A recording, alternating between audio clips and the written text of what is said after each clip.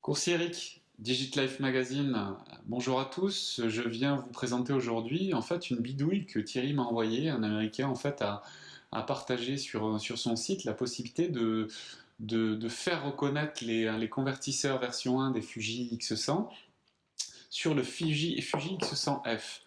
Donc c'est assez simple à mettre en place, ça coûte peu cher, ça vous permet d'acheter donc des vieux convertisseurs si vous ne les avez pas ou de ne pas vendre ceux que vous avez dans le cas où vous décidez de passer sur le X100F. Vous allez voir, c'est vraiment assez simple à mettre en place, c'est pas très cher. Bon, il faut s'y connaître un petit peu en bricolage, hein. C'est sûr que la personne qui ne sait pas bricoler du tout, ben, je vous évite de le faire. Par contre, vous allez voir, c'est assez simple et ça fonctionne vraiment très bien. Ben, merci de suivre ce tuto et puis ben, à de suite. Pour faire cette bidouille, il me faut du scotch papier,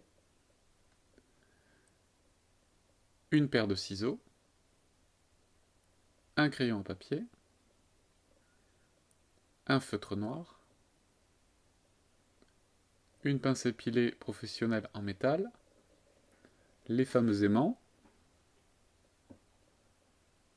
un cure-dent, un support en plastique pour mélanger la colle bicomposant,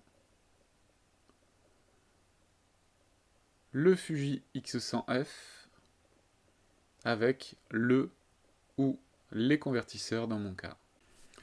Maintenant, je vais placer l'aimant devant l'objectif. Je l'ai mis en place sur la pince à épiler, comme vous pouvez le voir. Je place l'aimant devant l'objectif et il y a le T qui s'allume. Je change la polarité de l'aimant, je le tourne. Je replace l'aimant dans la même zone devant l'objectif et il y a maintenant le W qui s'allume. Allez, on attaque. Donc je prends le scotch papier. Je vais couper un bout d'environ 5 cm afin d'avoir une bonne surface de repérage. Je le coupe sur la largeur afin qu'il ne coince pas quand je vais placer le convertisseur par-dessus. Je le place sur l'objectif. Je prends le petit aimant que je vais placer sur le côté de la pince à épiler. J'essaye de repérer la polarité afin de définir sur quel convertisseur je vais partir. Donc on est sur le W et on va partir donc sur le 28 mm. Je marque avec un marqueur noir la polarité de l'aimant. Je remets l'aimant sur le bord de l'objectif afin de repérer son emplacement. Donc avec le crayon à papier, je fais mon repère que je place sur le côté. Voilà.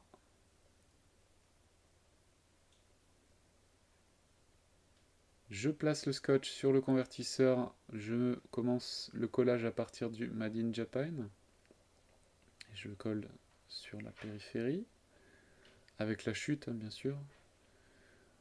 Je visse le convertisseur jusqu'au contact, c'est-à-dire donc le blocage complet du convertisseur. Voilà.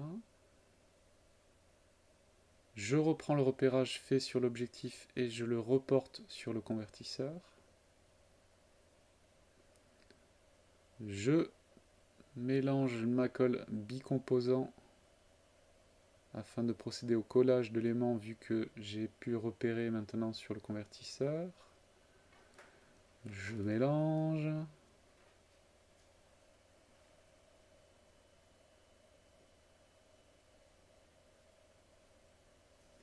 Je place la colle en face du repérage que j'ai mis sur le scotch.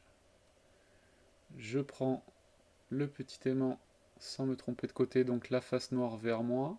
Je la place sur la partie biseautée à l'intérieur du convertisseur. Et bien sûr, vu que c'est une pince métallique, je bloque l'aimant avec le crayon à papier. Tant que la colle n'a pas encore séché, je vais visser le convertisseur afin de vérifier la position de l'aimant.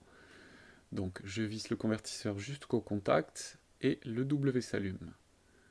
Je dévisse, il s'éteint. Je revisse, au contact, il s'allume. Il s'éteint. Maintenant que vous avez de la colle préparée, ce que vous pouvez faire en fait, si vous avez le deuxième convertisseur, dans la foulée, vous pouvez justement installer le deuxième aimant à l'intérieur du convertisseur.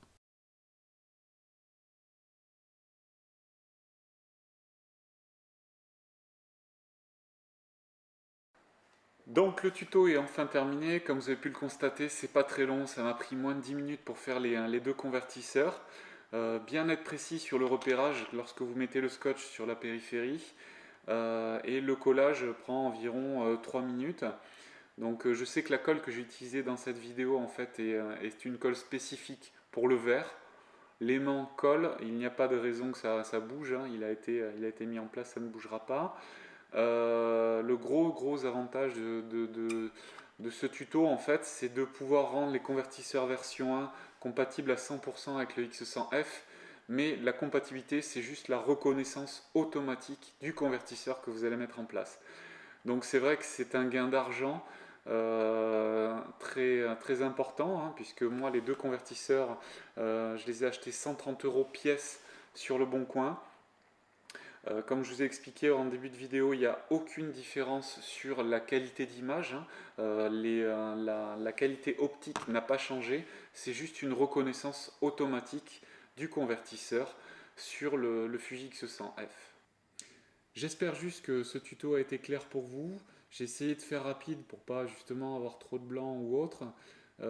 Si le support vidéo vous convient, un petit pouce vers le haut, ça permet d'encourager en fait la personne qui réalise la vidéo.